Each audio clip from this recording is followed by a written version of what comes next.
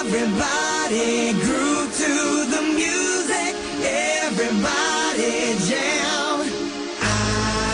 They began as anonymous American teens and became a steamy obsession for 5 continents of fans. Girls would throw condoms, bras, panties, and some of them, I believe, had just come on.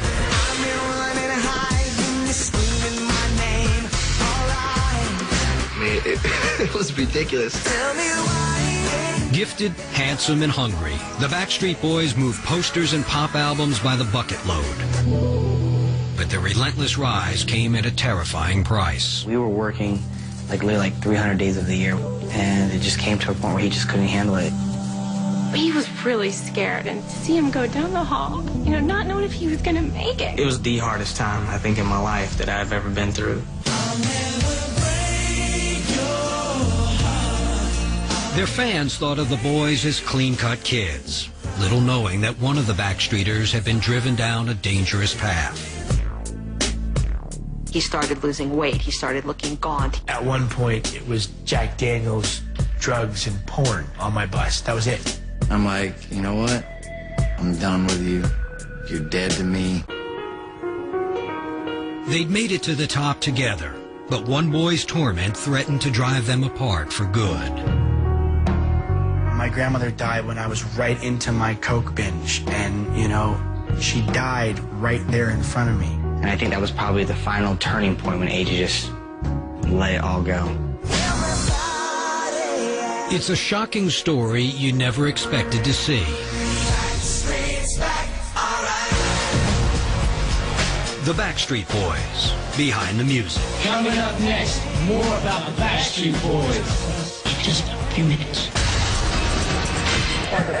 Come on, buddy.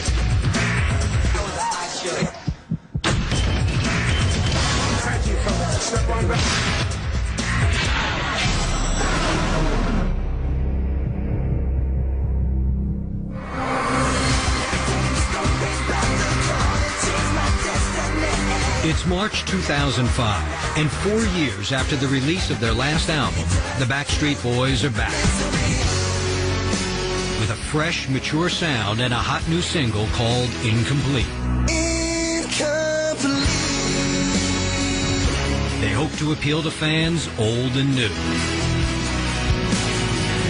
It's a little scary right now because we feel like, in some ways, we have to kind of start all over again.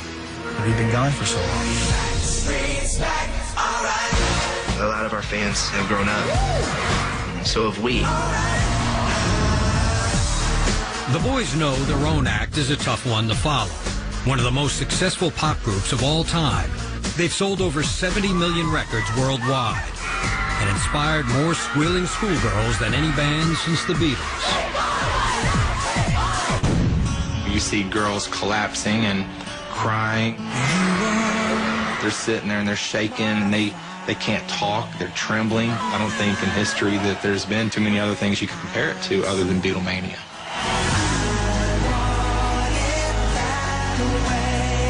Hotels hated us because there would be 300 kids in the lobby and we'd come through and all mayhem would break out. But that's what it was all about. They broke records. They drove girls crazy. They were selling out every single seat in these arenas and just buckets of cash. The boys were little more than kids when they entered a whirlwind that could be both exhilarating and frightening. And in a few short years, they would endure more health scares and heartbreaks than pop stars twice their age. The rewards are great, but the demands are huge. Make no mistake, the Backstreet Boys are paid, but they have not had an easy time of it. It's like, hopefully nothing else bad will happen, We've been through enough. So. The boys' backstory begins in January 1978, when Alexander James McLean was born in West Palm Beach, Florida. Raised in modest circumstances, AJ was facing adversity by the age of 2, when his parents divorced and his father walked out of his life. It was a real bad situation for AJ because his father would say he was going to come over and he wouldn't show up. That got to be a little traumatic for AJ as a child. My grandmother was my second mom, you know, and she was my everything, you know. What I knew was always my mom and my grandparents. That was it.